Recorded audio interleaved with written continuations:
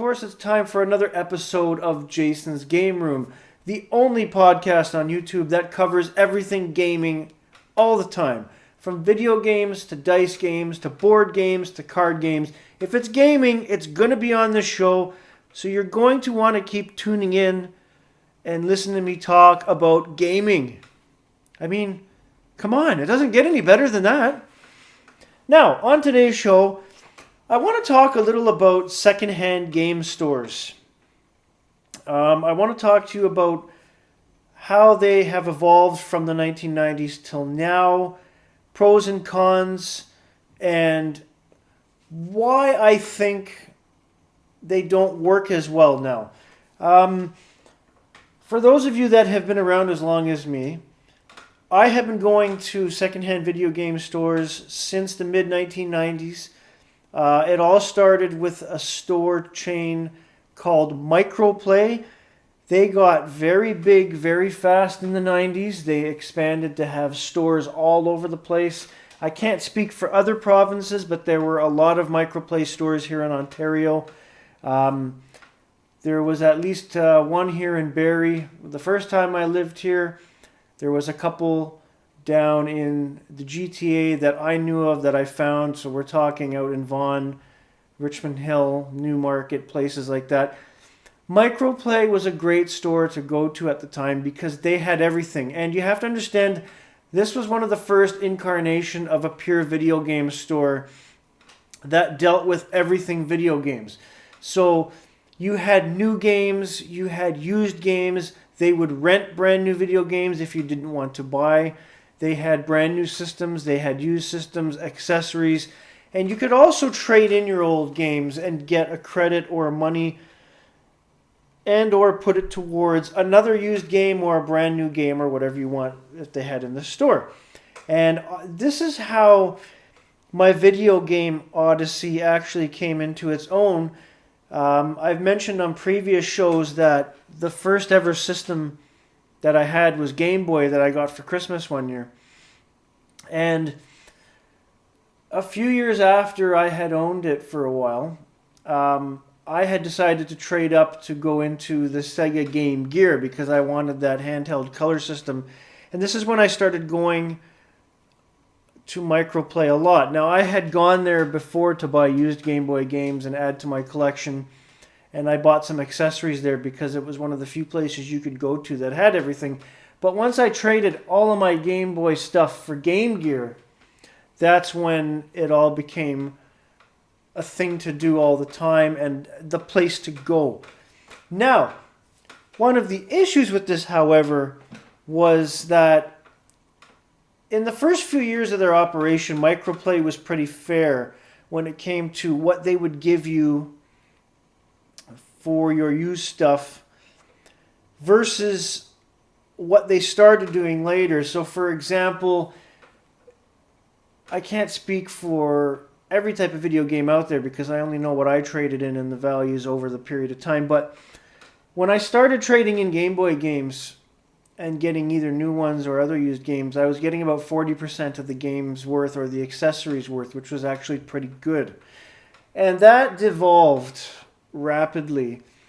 When I traded in all my Game Boy stuff, I got maybe 15% per game, sometimes less, and a carry case that I had that fit my Game Boy, all my games, and several accessories that was actually quite pricey, brand new.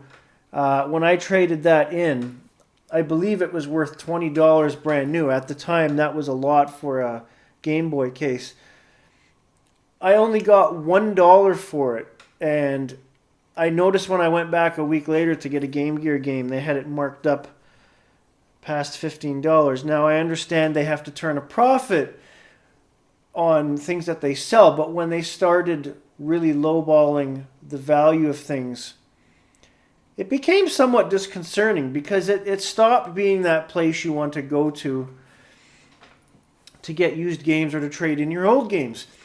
And at this time, we had a store start up in Barrie before this, and they started expanding. It was called the Hawk Shop, and as you can guess, it was a straight pawn shop, but they did a lot of business with video games, and they started giving a bit better value for trade-ins and for hawking video games than Microplay did. And to any of you that were around in the mid to late 90s, you have to understand that EB Games wasn't huge then. It was still called Electronics Boutique, and they were not just pure video games. They were doing a lot of other stuff in those stores, and they were mainly relegated as a mall store where you'd go in and, yeah, you could buy a brand new video game system and this, but they wouldn't do trade-ins or anything like that as of yet. They were selling pretty much all brand new stuff. It was nice to go into a Electronics Boutique and check it out, but at the time it wasn't the place to go. So you were depending on places like Microplay and the Hawk Shop and other independent video game stores that started popping up. But as time progressed and EB Games became a thing, this is partially when Microplay started fizzling out. It was the very, very early 2000s. Microplay started going bye-bye. They could no longer sustain their business because nobody was really renting anymore when you're getting closer to the early to mid-2000s. And the low amounts paid for trade-ins was a boon to their business. And then the internet was becoming huge at this time, and eBay was a thing, and people were turning to eBay to get used games back when the shipping was extremely cheap on a lot of things. So you could get way better deals. And you could also sell your used games and get a way better price than you ever could taking it into Microplay.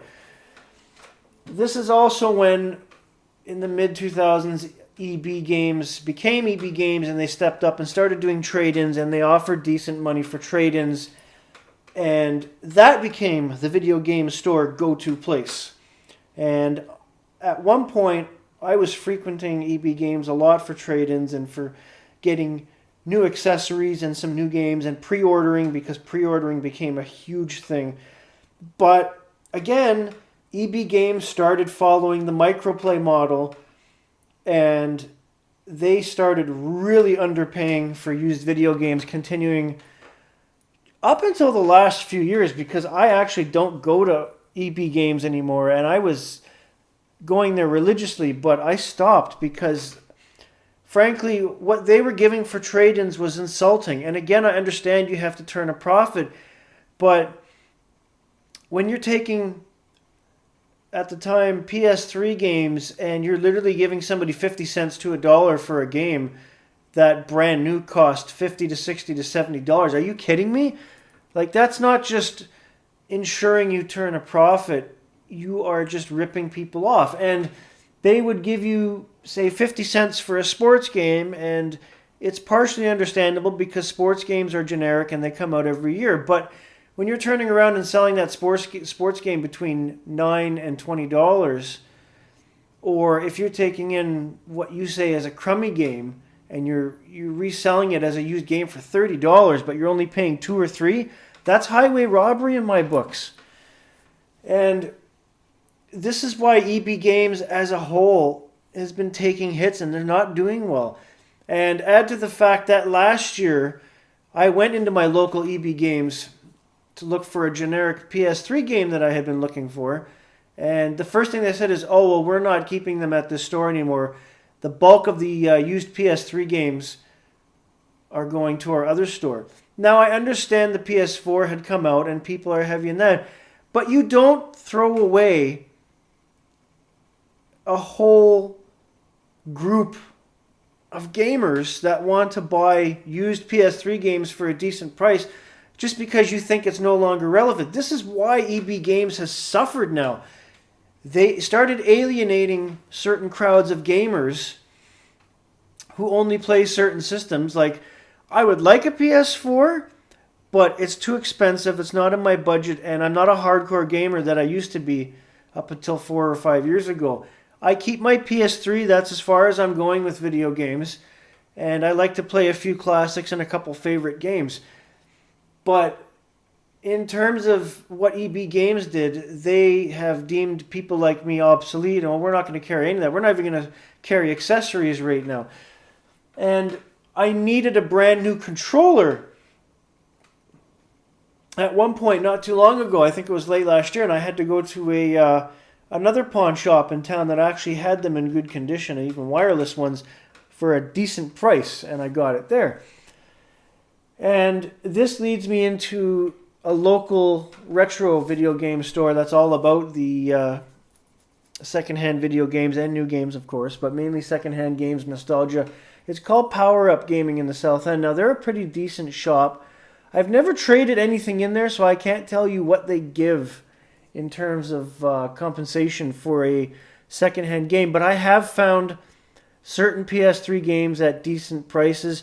Some of their games are slightly overpriced. I honestly don't see the point of charging 30 or 40 bucks for a generic PS3 game anymore.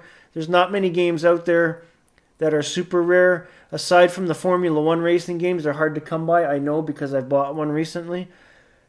I honestly think that secondhand game stores now, and most of them are pretty much independent, you guys need to calm down and bring your prices back in line.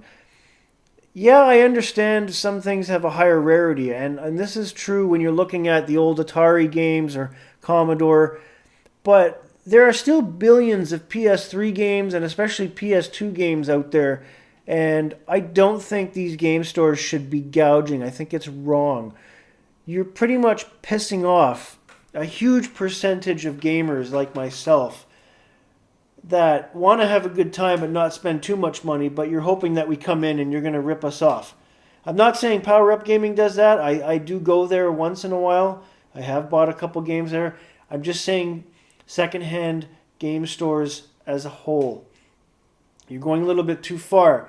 And if you keep doing what you're doing, you're going to end up like EB Games and Microplay and a lot of those other secondhand game store chains that had the world in their hands and let it slip away. That being said, I want to do the highs, the lows, and the downright dirty.